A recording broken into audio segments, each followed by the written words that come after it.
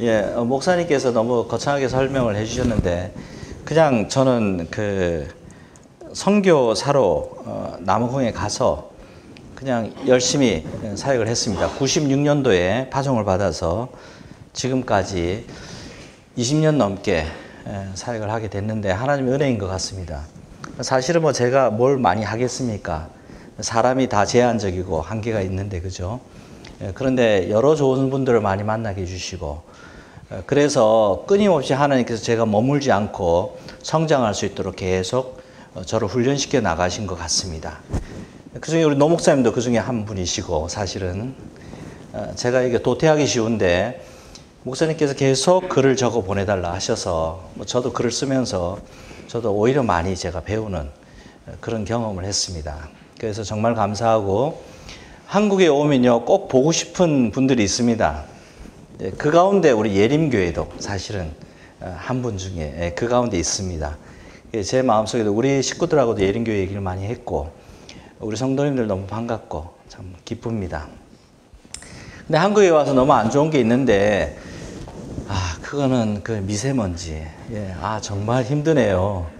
지난주 와서 그 미세먼지 제일 힘들 때 도착하니까 그 다음날이 제일 힘들더라고요. 그래서 정말 이렇게 힘들었어요. 그래서 여기 한국 못 살겠다, 아프리카 가고 싶다는 생각이 막 이렇게 막 일어났었어요. 그래서 누르고 그러면서 이게 오게 됐습니다. 자, 한국교회 오면서 들어와서 이제 많은 교회를 돌아본 건 아니지만, 지난주에는 거제도에 있는 한 교회 가서 이제 예배를 드리고 오늘 여기 왔는데, 한국교회를 보면서 마음의 불안함과 위기감을 함께 같이 느꼈습니다. 여러분들도 같이 느끼셨을 거라 생각은 합니다만, 한국이 너무 살기 좋고 물질적으로 풍요하고 우리의 삶이 윤택해 보이는 것은 맞고, 또 그 가운데 우리 성도님들도 행복해 보이고 뭐 그렇게 하시는 것 같은데, 근데 막상 교회 안에 들어가 보니까 가정이 깨어져 있고 사람들이 많이 상처를 받아 있고 외로워하고 있고 또 힘들어하고 있고, 우리 젊은이들은 결혼하지 못하고 그렇게 있는 것을 보면서 저 개인적으로는 많은 위기감을 느꼈습니다. 근데 이게 한국만이 아닌 것 같습니다. 아프리카도 마찬가지입니다. 아프리카의 상황도 힘듭니다. 아프리카 제가 속해 있는 개혁교회, 우리가 흔히 GK라고 말하는 흐이르포미어르 깨르크라고 하는 화란 개혁교회, 그 전통을 이어받은 개혁교회도요, 지금 통계에 의하면 5개월에 교회 하나가 문을 닫는 그런 형편에 있습니다. 이거는 굉장히 위기감이 우리에게 있는 것이고요. 이거를 그냥 뭐 세상이 그러니까 라고 생각한다면 정말 우리 하나님 앞에서 우리가 나중에 책망받지 않을까 하는 생각을 갖습니다. 어쨌든 우리가 믿음으로 바로 선다는 건 정말 중요한데, 이것을 가지고 기도하고 고민하고, 또 예림교회는 또 한국에서 또 그런 모습을 이루어가기를 기도해 봅니다. 여러분, 하나님께서 교회에게 맡겨주신 사명이 있다면 어떤 것이 있을까요? 뭐 많은 분들이 여러 가지를 얘기할 수 있겠지요. 교회에 맡겨진 사명. 근데 저는 크게 두 가지를 생각합니다. 첫째는요, 예배하는 겁니다. 교회는 기본적으로 우리가 예배하는 것이라고 생각합니다. 그리고 두 번째는요, 선교하는 것입니다. 그래서 우리에게 맡겨진 사명, 예배와 선교는 교회가 반드시 하고, 또 주님 부르시는 그 순간까지 우리는 그것을 목적으로 살아가야 한다고 생각합니다. 여러분 잘 알고 있는 영국의 성직자 존 스토트 목사님은 선교에 대해서 그렇게 이야기했습니다. 교회가 세상을 향해서 하는 모든 행위가 선교다라고 정의를 한 적이 있습니다. 이 말은요, 교회가 세상을 향해서 부름을 받았다, 보냄을 받았다라는 말도 되고요. 또 한편으로는 교회가 실질적으로 행하는 모든 행위들, 세상을 향하는 모든 행위들은 그 자체가 이미 선교이다 라는 말입니다. 그래서 선교라는 개념을 꼭 아프리카에 가야 되고 어디 가야 돼서 하는 것이라고 생각하지 마시길 바랍니다. 지금 내가 살고 있는 이 삶 속에서 세상을 향해서 내가 어떤 일이든 주님의 이름과 주의 복음을 들고 나간다면 그것이 바로 선교다라고 말씀드리고 싶습니다. 마태복음 28장 19절에서 20절 말씀을 우리가 선교하면 늘 이렇게 생각하는 말씀이죠. 근데 그 말씀을 보면 예수께서 나와 말씀하여 이르시되 하늘과 땅의 모든 권세를 내게 주셨으니 그러므로 너희는 가서 모든 민족을 제자로 삼아 아버지와 아들과 성령의 이름으로 세례를 베풀고 내가 너희에게 분부한 모든 것을 가르쳐 지키게 하라. 볼지어다 내가 세상 끝날까지 너희와 항상 함께 있으리라 하시니라. 너무 잘 아시는 말씀인 것 같습니다. 그런데 우리가 선교하면요, 항상 이 말씀 가운데 우리는 가라에 집중했던 것 같아요. 그래서 가기를 원했던 것 같아요. 그래서 어쨌든 저는 CCC 출신인데 CCC에서 제가 대학 다닐 때 CCC 다닐 때도 이제 가는 것이 목적이었어요. 그래서 학생들이 어딜 가야 하고 또 어디든지 뚫어야 하고 막 이런 일들을 많이 했던 것 같습니다. 그런데 제가 선교를 하면 할수록 이렇게 깨달아지는 것이 있다면요, 사실은 가는 것보다 더 중요한 게 있다는 얘기죠. 이 본문 말씀을 자세히 보면요, 땅의 모든 권세를 내게 주셨으니까 너희들은 가서, 그죠? 가서. 가는 것은 결과가 아니고요, 목적이 아니고 과정이었어요. 그냥 가는 것이었어요. 과정이었고, 그리고 제자를 삼아라. 그죠? 그리고 아버지와 아들의 이름으로 성령의 세례를 베풀어라. 그죠? 세례를 베풀어라. 그리고 또 뭐라고 합니까? 마지막으로 모든 것을 가르쳐 지키게 하라. 여러분, 이 말씀에 정말 중요하게 이 말씀이 우리에게 하시고자 원하시는 것은 무엇이었을까요? 가르쳐 지키게 하라입니다. 그 마지막에 있는. 그래서 실제로 우리가 가르쳐 지키지 않는다면 가는 것도 사실은 소용이 없는 것이고요. 세례를 주는 것도 소용이 없습니다. 제자의 의미도 그 속에는 없게 됩니다. 그래서 가르쳐서 지키는 것. 근데 그 가르쳐 지키는데 무엇이죠? 모든 것이에요. 모든 것을 가르쳐서 지키게 해야 된다는 것입니다. 그것 때문에 선교를 하는 것이고 그것 때문에 가는 것이고 제자를 삼는다는 것입니다. 여러분, 그래서 이게 삶이라는 말이죠. 가르쳐 지키는 것은 결국 삶입니다. 삶이 따르지 않는 선교, 삶이 따르지 않는 그리스도인. 문제가 있겠죠. 그래서 삶이 먼저입니다. 선교 현장에 가보면요, 부정적인 얘기들이 너무나 많이 있습니다. 그 부정적인 얘기들을 다 모아서 하나로 얘기한다면 뭘까요? 삶의 문제입니다. 결국은. 또 그 반면으로요, 이것저것 못한다 해도 괜찮아요. 뭐만 있으면 괜찮을까요? 삶이 있으면 괜찮습니다. 무슨 말인지 아시겠죠? 그래서 여러분, 이 삶의 문제는 정말 우리가 심각하고 중요한, 또 우리 그리스도인의 본질에 관계되는 얘기라는 말이죠. 저희 집사람이 오랫동안 인문학 강좌를 좋아했습니다. 그래서 유튜브를 통해서 아프리카에 있으면서 한국에 있는 인문학 강좌를 많이 들었어요.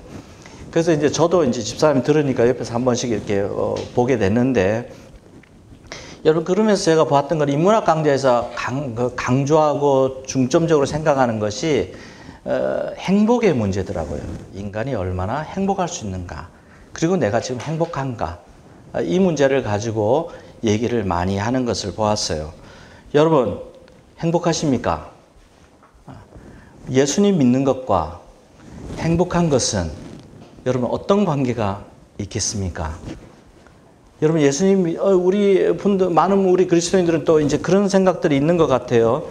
예수님 믿으면은 좀 이렇게 불행해야 되고, 좀 이렇게 고난이 좀 많아야 되고, 좀 힘든 게 많아야 되고, 사모님 그렇지 않으십니까? 예, 저도 동의합니다, 사모님. 우리는 행복해야 합니다. 예수님 믿는 사람들은 반드시 행복해져야 하고요. 행복하게 사는 것이 우리 하나님께서 우리에게 원하시는 첫 번째 마음인 것 같습니다.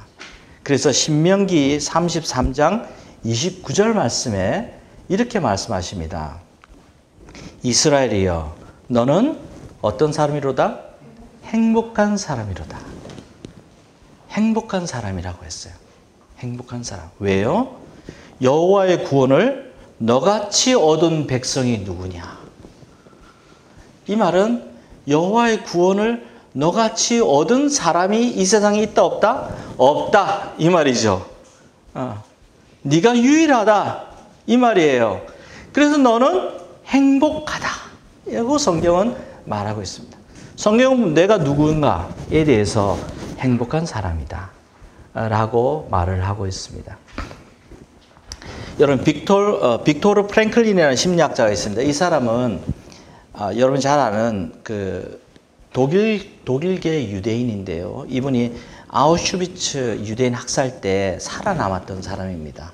그리고 이분이 심리학자인데 나중에 살아남고 난 이후에 이분이 로고스 테라피라고 하는 이제 이론을 만들었다고 합니다. 그래서 이제 이분이 한 이야기 가운데 아주 인상 깊은 이야기를 하셨는데요. 이런 이야기를 하셨습니다. 인간의 마지막 자유는 인간이 모든 것을 다 빼앗겨도 마지막에 인간이 자기가 자유를 누릴 수 있는 그 자유라고 하는 것은 어떠한 상황에서도 자신의 태도를 선택할 자유이다 라는 말을 했다고 합니다. 여러분 이 말은 우리가 정말 우리가 그 바닥을 치는 상황 속에 있다 해도 우리는 나의 태도를 내가 결정할 수 있다는 말입니다. 쉽게 말씀드리면 이 말은 여러분들 주위에 많이 보죠. 그런 분들을 많이 볼 수 있을 겁니다. 형편이 어려워지고 삶이 어려워지고 어떤 인생의 문제가 생겼을 때 어떤 분들은 정말 완전히 예전엔 예수님 잘 믿는 것 같이 보였지만 완전히 등을 돌린, 그죠? 전혀 딴 사람의 모습을 갖고 딴 사람의 자세를 가지고 그렇게 나타날 때가 있죠. 그렇죠? 바닥을 치는 거죠. 말하자면. 그것은 뭡니까? 그분이 어떻게 결정했다고요? 그런 태도로 자신이 결정했던 것이죠. 그러나 어떤 분들은요. 아무리 바닥을 쳐도 그렇죠? 바닥을 쳐도 자기를 끝까지 지키는 분이 있어요. 어떤 경우가 오더라도 흔들리지 않고 그 자리를 꼭 굳건히 지키는 분이 있어요. 왜 그럴까요? 그거는 그분이 그것을 선택했다는 말이죠. 바로 빅토르 이분은 프랭클린이라는 이분은 이 심리학자가 말하는 건 바로 그거죠. 우리에게 주어지는 환경이 천차만별입니다. 그러나 그 천차만별의 환경 가운데서도 궁극적으로 나의 자세에 대한 나의 태도에 대한 책임은 누구에게 있다고요? 나에게 있는 거예요. 내가 선택한 거예요. 그것이 바로 인간이 취할 수 있는 자유다 라고 말하고 있습니다. 어떤 분들은 어렵고 힘든 일을 닥쳤을 때 마치 뜨거운 감자를 입에 넣은 것처럼, 그죠? 어쩔 줄 몰라 하면서 뭐 덜덜덜 떨면서 막 이렇게 할 수도 있어요. 그런데 어떤 분은 입이 다 되더라도 입을 꼭 감고 하고 이렇게 할 수 있다는 말이죠. 여러분 참 믿음이 무엇일까요? 저는 신앙생활을 쭉 해오면서 믿음이 좋다고 하는 것은 무엇일까 하는 고민을 해봤어요. 믿음이 좋다는 것은 결국 자세의 문제인 것 같아요. 우리가 하나님 앞에서 나의 자세를 어떻게 갖고 있는가. 나의 인생에는 정말 수없이 많은 문제가 오고 여러 가지 힘든 일들이 닥칠 수 있어요. 그런데 그런 모든 문제 가운데서 내가 어떤 자세를 갖는가. 이것이 정말 중요한 신앙이 아닌가, 믿음이 아닌가 그런 생각을 합니다. 왜냐하면요, 믿지 않으면요, 하나님께서 전능하신 하나님이시고 하나님께서 온 우주를 만드신 분이시고 하나님께서 나의 마스터, 나의 주인이다 라고 믿지 않는다면요, 우리는 모든 어려운 시험 가운데 넘어질 수밖에 없기 때문이에요. 시험이 닥쳐오면 우리 누구나 다 불안해요. 누구나 다 두려워요.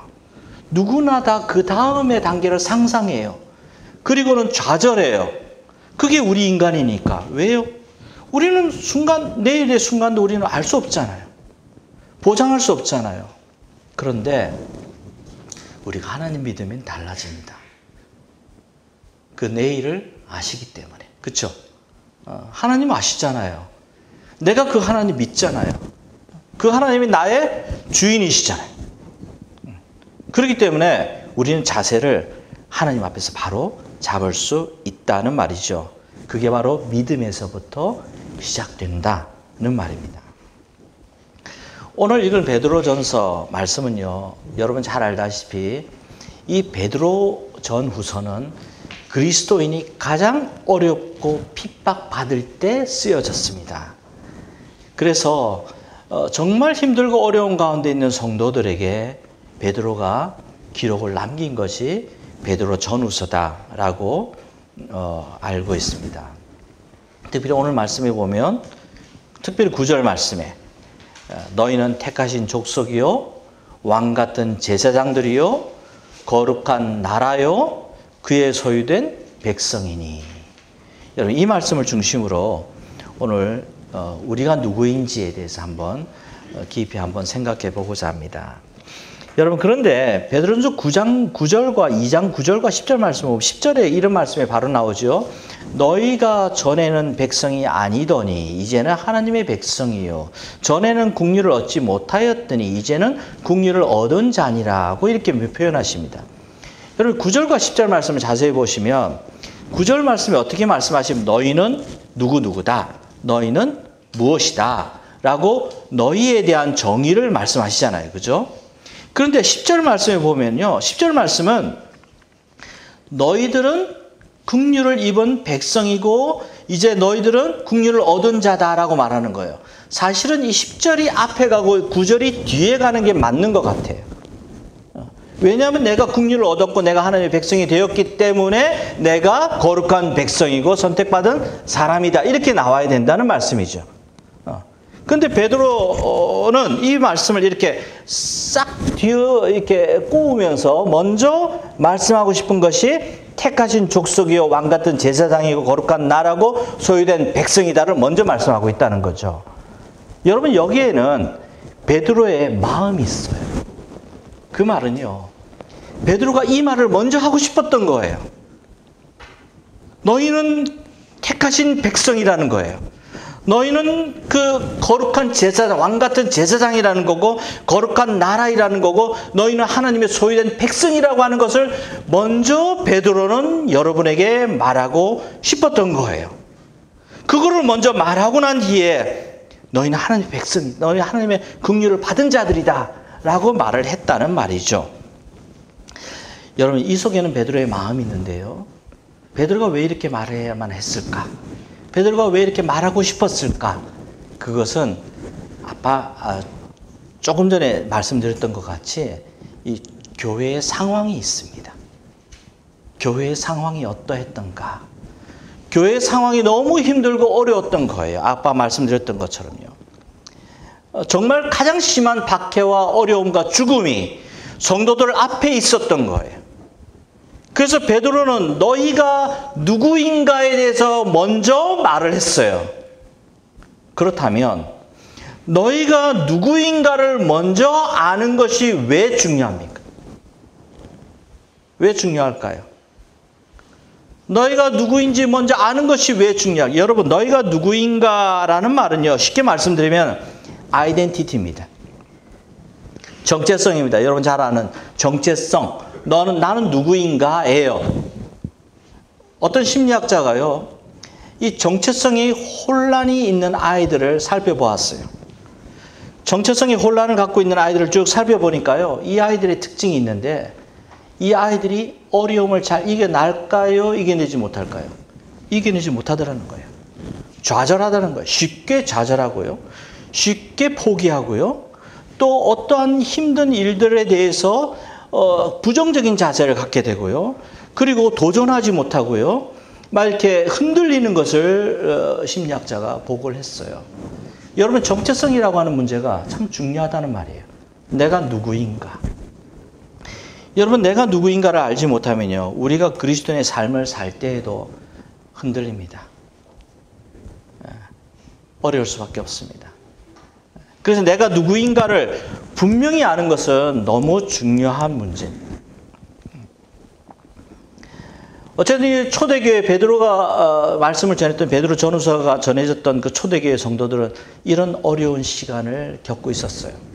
근데 여러분, 우리 한국도 이런 시간이 있었죠. 일제 침략 하에서 한국이 어려운 시간을 겪게 되었죠. 한국 교회의 역사를 쭉 살펴보다가 제가 참 이렇게 마음이 떨리는 그런 한 부분을 봤어요.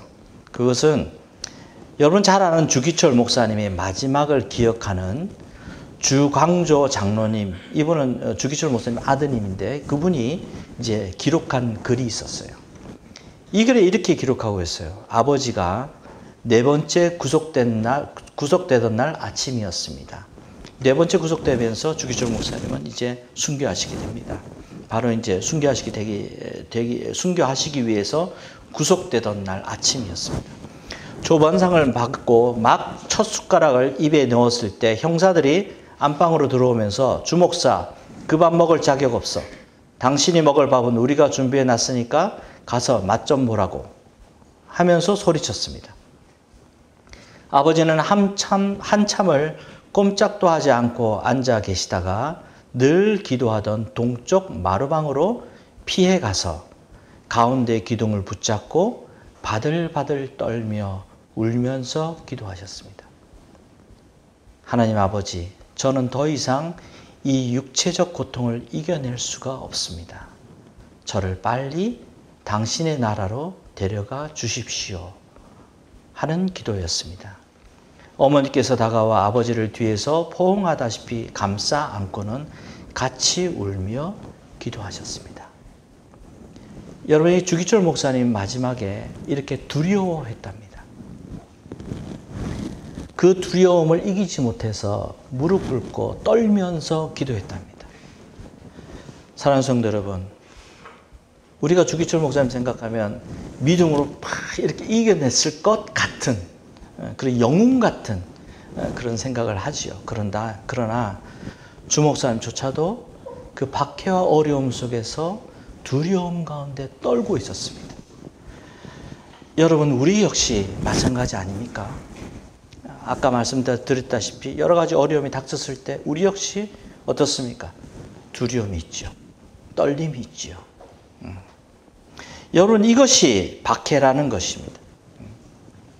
재미난 실험을 그 UCLA에서 했답니다. UCLA 대학에서 했는데 이 과학자들이 사람들이 고통을 받을 때 뇌의 어떤 부분이 이제 영향을 받는지 사람들에게 이제 눕혀놓고 어떤 뇌에 이렇게 전기 자극을 계속 주었대요. 주었더니 이제 뇌가 있는데 뇌의 한 부분에서 뭐 정확하게는 모르겠습니다만 한 부분에서 이렇게 계속적으로 반응이 나오더랍니다. 그런 다음에 이 사람에게 이제 말로, 그렇죠? 전기 자극을 주지 않고 말로 아주 힘들고 어려운 그런 좋지 않은 말들을 막 이렇게 퍼부었대요. 그리고 또 뇌를 검사했더니 전기 자극을 받을 때 이렇게 반응을 보였던 그 뇌 부분에서 똑같은 반응을 보이더라는 겁니다. 참 신기하죠, 그죠? 그래서 이제 그 결과, 그 실험의 결과는 이렇게 우리 사람이라고 하는 것은 고통을 받는 것이 단지 신체적, 육체적 고통만으로 그 고통이 아니고 정신적인 고통도 육체적인 고통과 똑같이 받는다라는 결론을 내었습니다. 여러분, 우리가 고통을 받게 될 때 우리의 마음이 어떻게 되어질까요? 남들이 나를 거절했다고 했을 때 우리가 어떤 걸까요? 그것은요, 남들이 나에게 욕을 하거나 힘든 말을 했을 때 그냥 내가 평안한 게 아니에요. 내가 육체적으로 아무런 해를 당하지 않았다고 해도 이미 나의 육체는 마치 칼에 찔린 것 같이, 그렇죠? 마치 어떤 폭행을 당한 것 같은 그런 충격을 받아버린다는 겁니다. 그리고 또 여러분 자존감이 무너집니다. 여러분 자존감이 무너지면은 앞에 그 심리학자의 이야기처럼 나의 삶의 바탕이 흔들리기 시작해요. 무서운 결과가 나와집니다. 모든 것이 다 회복된 후에도 사실은 그 마음과 그 감정은 끝까지 나를 붙잡고 힘들게 할 수 있는 것이에요. 여러분, 그래서 사도 베드로는 이 성도들에게 내가 누구인가를 분명히 알으라고 강조하고 있었던 겁니다. 여러분, 그런데 오늘 베드로전서 2장의 말씀을 통해서 우리가 처음에 사도 베드로는 2절 말씀을 통해서 이렇게 말씀합니다. 갓난아기들 같이 순전하고 신령한 젖을 사모하라. 이는 그로 말미암아 너희로 구원에 이르도록 자라게 하려 함이라. 3절 말씀에 너희가 주의 인자하심을 맛보았으면 그리하라 말씀하십니다. 여러분, 이 말씀이 무슨 말씀입니까? 갓난아이가 자라는 것처럼 너희도 자라나야 할 것이다 라고 말하는 겁니다. 그런데 그 조건이 하나님의 은혜를 맛보았다면 이라는 말이죠. 여러분, 이 은혜가 무엇이냐 하면요, 이 은혜라는 말은요 마치 젖을 빠는 아이에 대한 어머니의 반응이라고 합니다. 아이가 젖을 빨고 있으면 그 아이를 바라보고 있는 그 어머니의 반응이 은혜예요. 저는 부인이 아니기 때문에, 여자가 아니기 때문에 한 번도 이렇게 해본 적은 없습니다만 어머님은 아실 거예요. 젖을 한번 물려본 어머님은 아실 거예요. 그 아이에 대한 마음과 그 사랑이, 그렇죠? 그냥 아무 조건도 없고 정말 아무 계산도 없이 그냥 퍼부어지는 그 사랑과 은혜. 그것이 바로 하나님께서 우리에게 주신 은혜라는 거죠. 그 은혜가 있기에 그 은혜를 경험한 너희들은 어떻게 하라는 겁니까? 성장해라. 베드로 사도의 첫 번째 말씀입니다. 성장해라. 여러분, 이 성장이라고 하는 것은 정말 중요한 겁니다. 제가 소아과 의사를 통해서 아주 재밌는 얘기를 들었습니다. 소아과 의사가 그런 얘기를 하더라고요. 저도 어릴 때 이제 아이를 키워봤는데 아이를 병원에 갈 때마다 의사들이 몸무게를 재고, 그죠? 키를 재고 계속 재는 거예요. 이게 아이가 커가는 것을 재는 거죠. 그래서 저는 단순하게 의사가 매일 갈 때마다 아이의 그 신체 검사를 하는구나. 그래서 얼마나 컸나, 얼마나 무게가 갔나, 뭐 이 정도 검사를 하는구나 라고 생각만 했어요. 그런데 이 소아과 의사가 하는 얘기가 그런 얘기를 하더라고요. 자기들이 그렇게 재는데 이유가 있대요. 왜냐하면 성장하지 않는 아이는 그 밑에 질병이 있대요. 질병이 없으면요, 아이는 성장한대요. 성장하게 되어 있대요. 성장하는 게 당연하대요. 그런데 성장하지 않는 것은 뭐가 있다고요? 그 밑에 질병이 있다는 거예요. 여러분, 우리 그리스도인이 성장하지 않는 것이 자연스러운 것입니까? 아닙니다. 성장해야 합니다. 우리는 자라야 합니다. 5년 전에 믿었던 예림교회가 지금은 5년 후에는요, 더 믿음이 자라고 더 성장해야 되는 거예요. 그런데 어느 부분에서 성장해야 될까요? 구체적으로. 우리들 흔히들 지정의라고 얘기하죠. 지정의라고 얘기하는데 저희 교회에서는 3H라고 말합니다. 3H, H자, 영어의 H자를 따서 H 3개를 얘기합니다. 그거는 head, heart, hand. 그래서 머리, 심장, 손 이거죠. 이거 세 개의 상징이 뭐냐면 헤드는 지식입니다. 지혜가 자라야 합니다. 두 번째, heart는 사랑입니다. 마음이 자라야 합니다. 세 번째, hand는 섬김입니다. 행위입니다. 행동이 자라야 합니다. 그런데 이 세 가지가 고르게 다 자라야 합니다. 여러분 그 스툴이라고 하는 그 영어로 스툴이라고 하는 그 의자를 아시죠? 이 동그란 거 밑에 의자 다리 세 개가 이렇게 딱 되어 있는 거 그죠?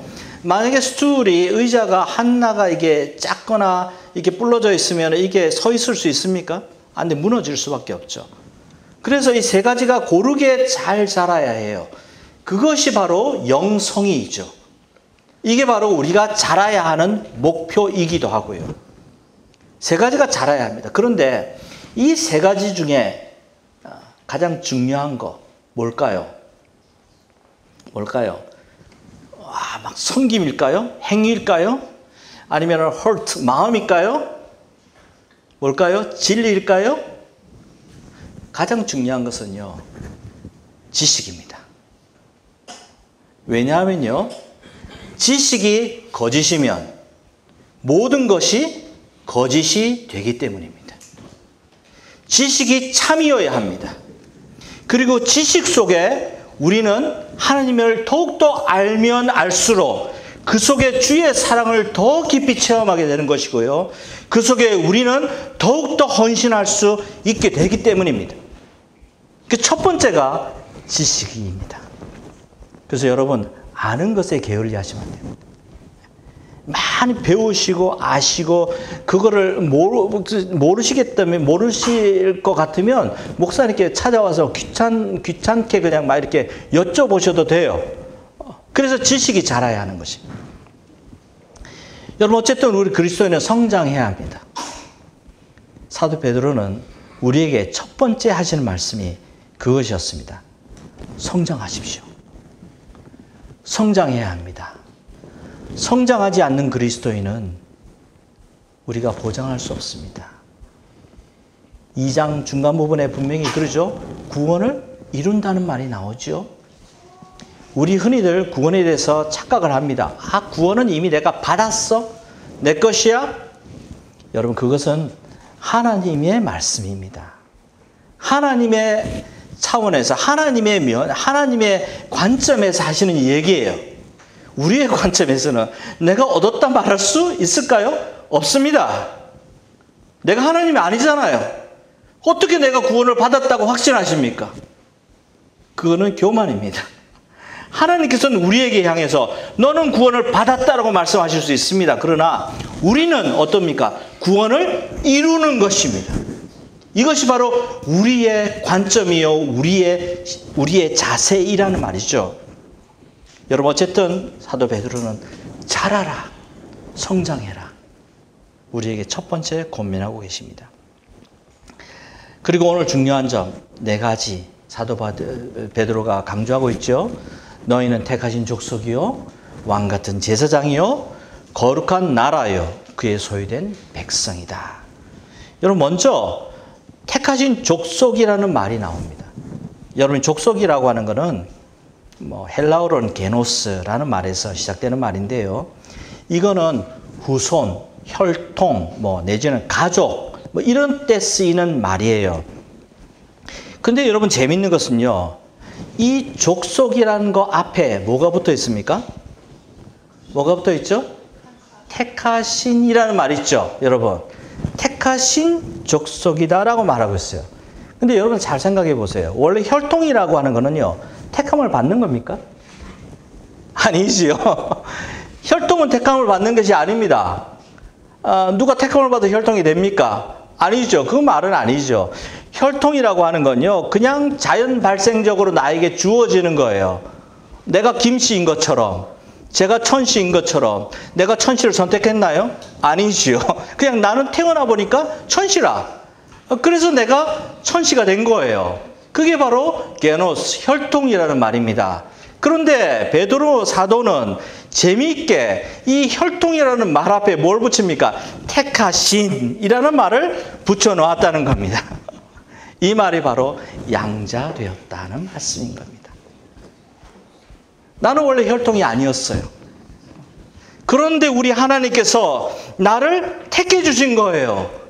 그리고 나에게 네가 바로 나의 혈통이다라고 입혀 주신 거예요. 그래서 이게 양자되었다는 말씀인 거예요. 여러분, 과거에 족속이라고 하는 단위는요, 당시에는 나라에 대한 개념이 희미했습니다. 그렇지 않습니까?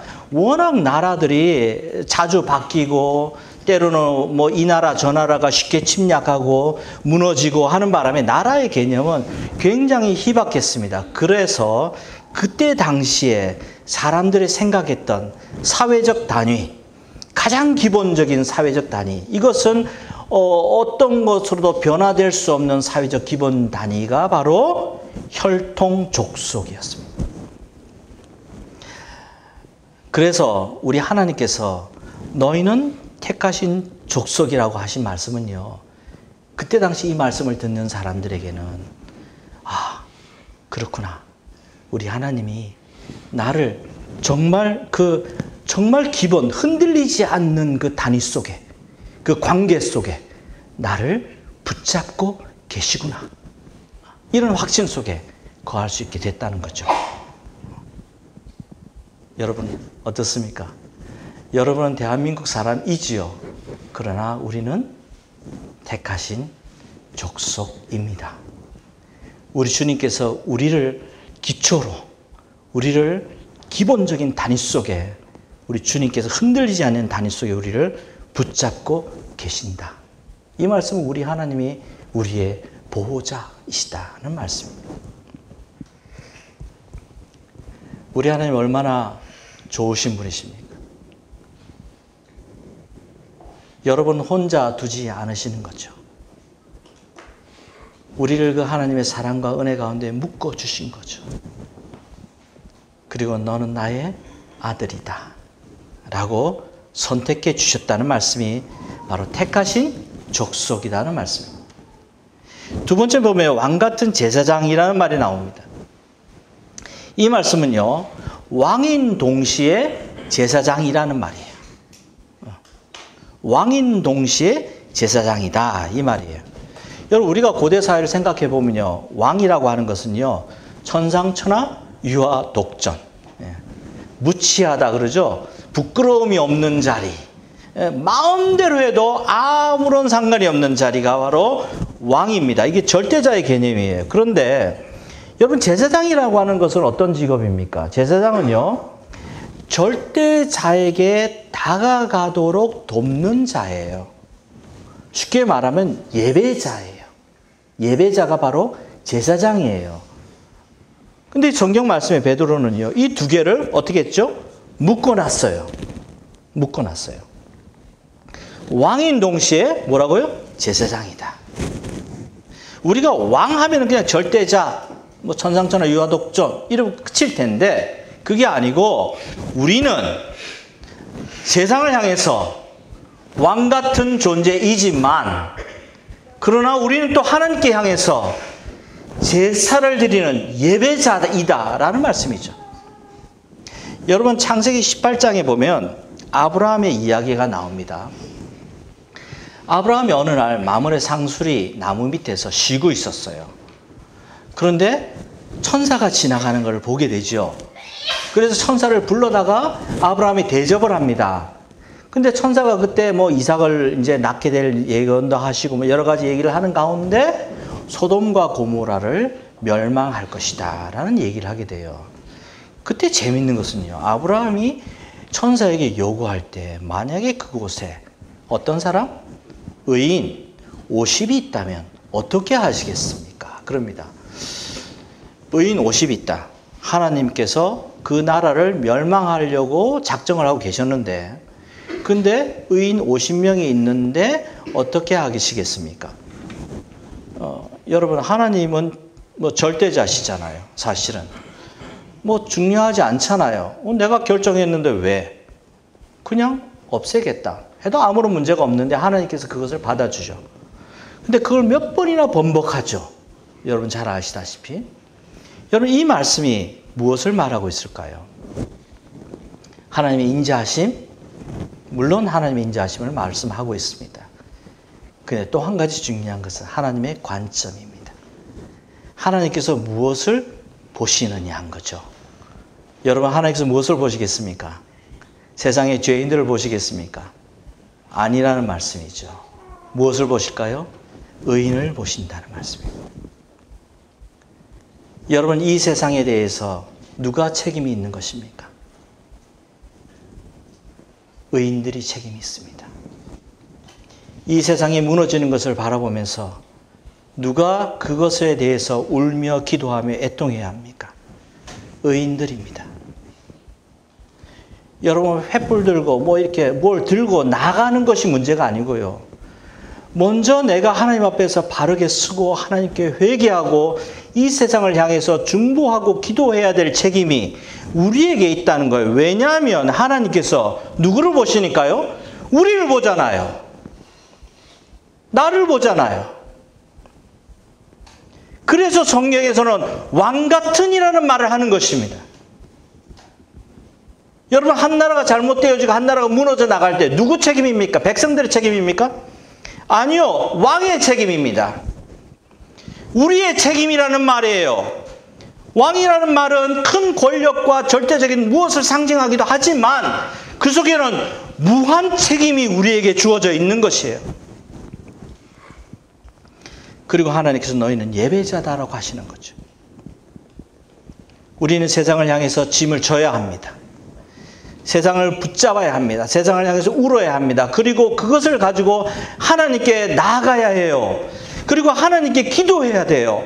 주님 도와주십시오. 기도해야 됩니다. 여러분, 세상은 정말 마음대로 갑니다. 세상은 우리를 전혀 상관하지 않습니다. 그냥 자기 가고 싶은 대로 갑니다.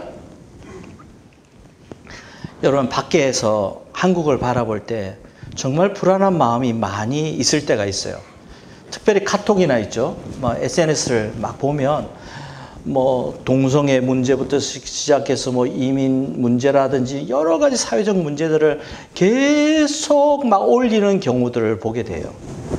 그리고 또 한 가지는 세상 사람들은 그런다 생각해도 이제 그리스도인들 가운데서 그것에 대해서 거침없이 막 이렇게 말들을, 자기의 의견들을 막 이렇게 토해내는 것을 보면서 저는 마음이 불안했습니다.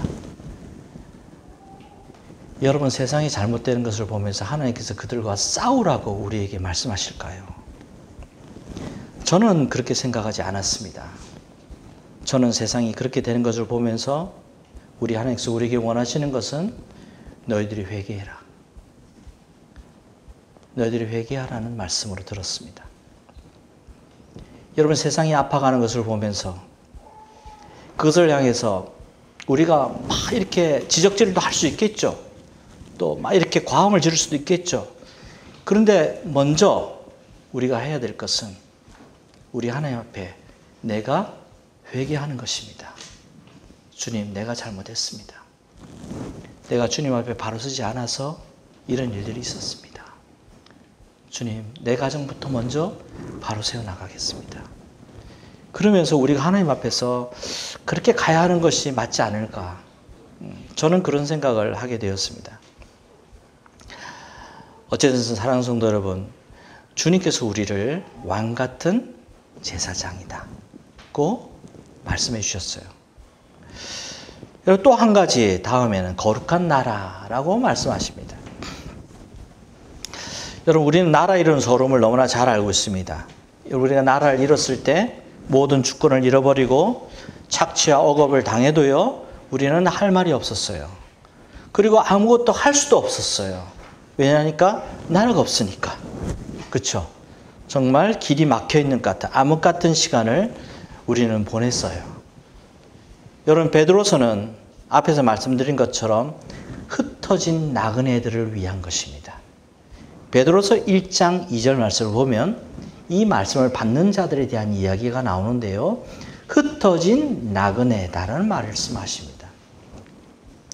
바로 나라를 잃은 사람들, 나라가 없는 사람들, 어디에도 속해져 있지 않는 사람들, 그 사람들 향해서 하나님께서는 너희는 나의 나라다 라고 말씀하신다는 거예요. 여러분, 그런데 이 거룩함이라는 말은요, 사실은 하나님께 속한 말입니다. 거룩함은 세상 어디에도 될 수 없는 말입니다.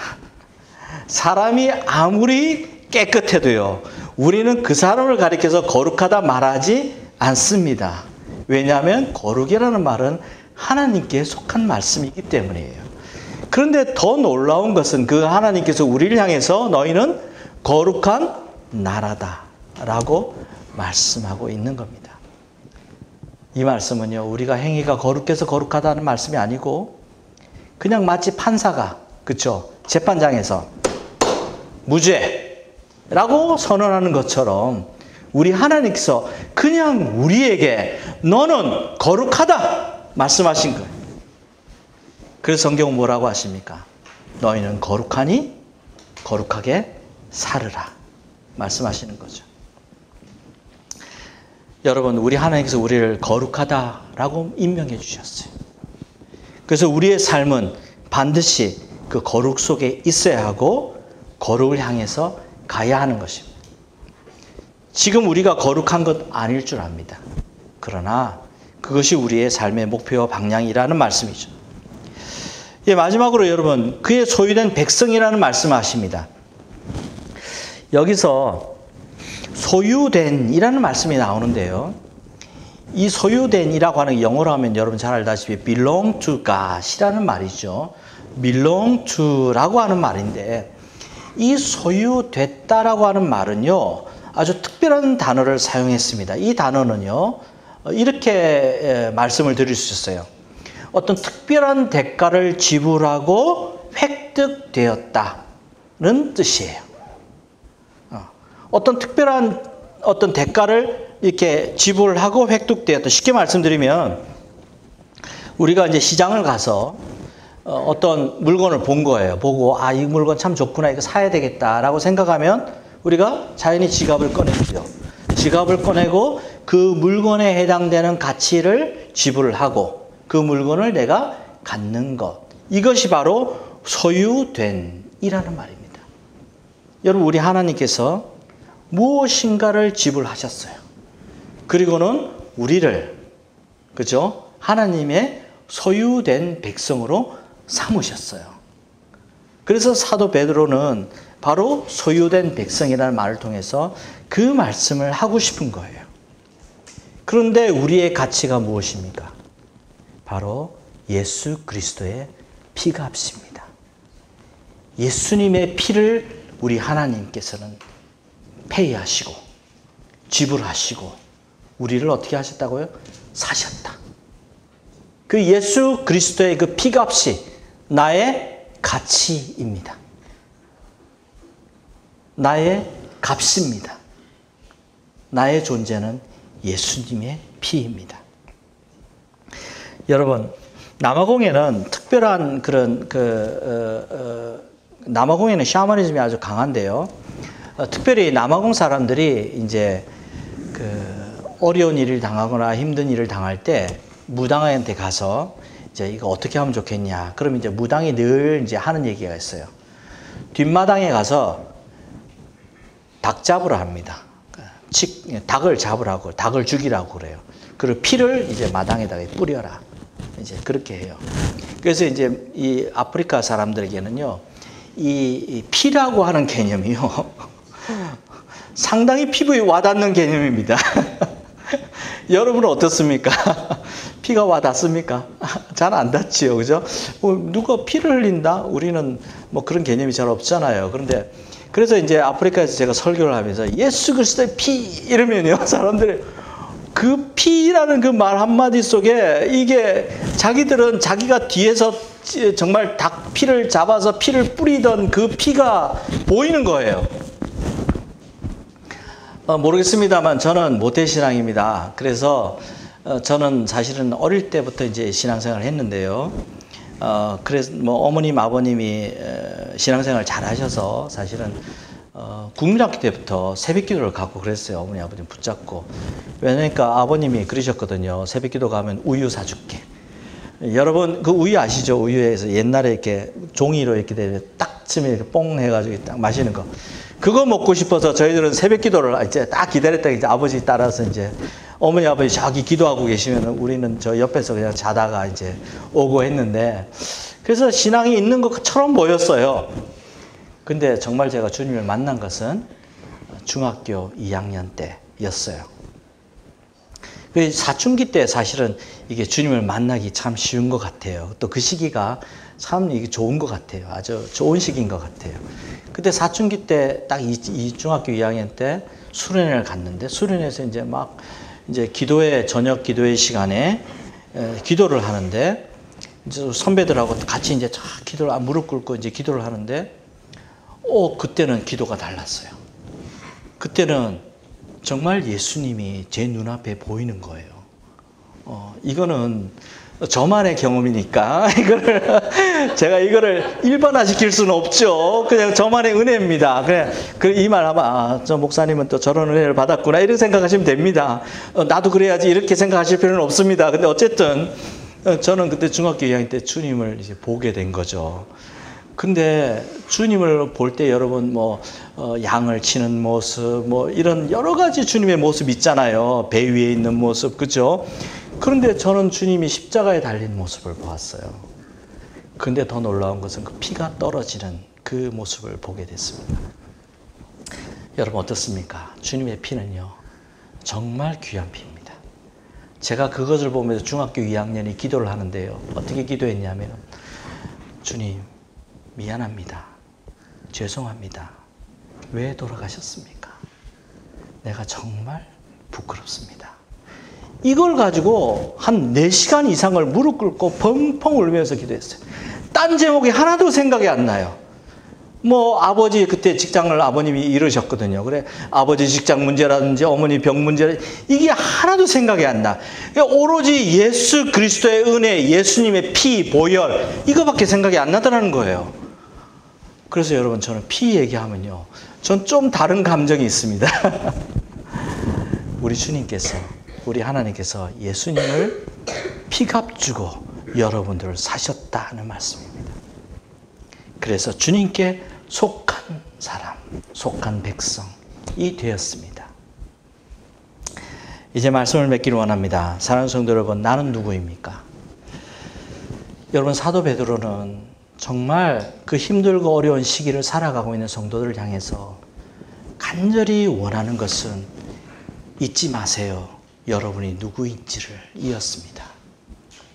여러분 우리는 정말 하나님께서 피값 주고 산 주님께 속한 자들입니다. 우리는 거룩한 백성입니다. 왕 같은 제사장입니다. 사랑하는 성도 여러분, 잊지 마십시오. 그리고 이 세상을 향해서 우리는 좀 당당하실 필요가 있을 것 같습니다. 없으면 어떻습니까? 그렇죠?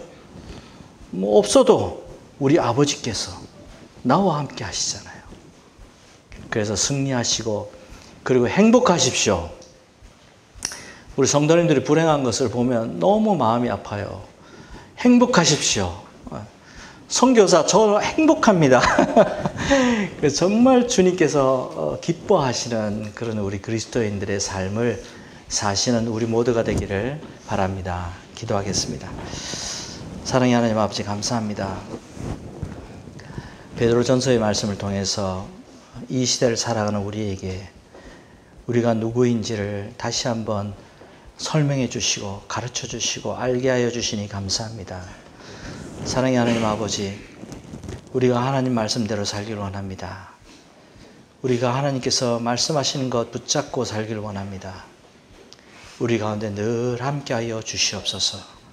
우리를 만나주시고 만져주셔서 승리하는 삶, 행복한 삶, 주께 영광 돌리는 삶으로 바꾸어 주시옵소서. 예수님 이름으로 기도합니다. 아멘.